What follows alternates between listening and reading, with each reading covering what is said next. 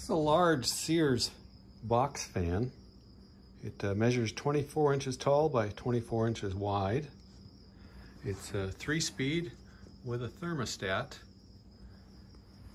I've cleaned it up and oiled the motor, and it works just great.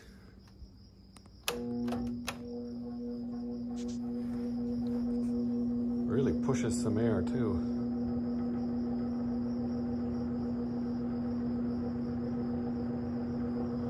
Good shape all around, no cracks or chips anywhere in the plastic case.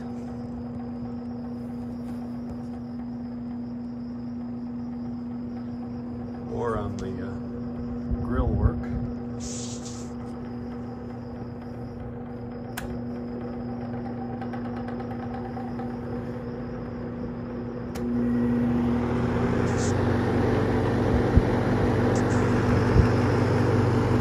And the thermostat works as well.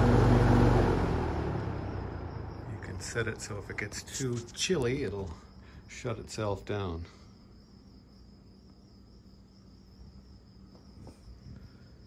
Avocado green, even the fan blades are green, and I clean those as well.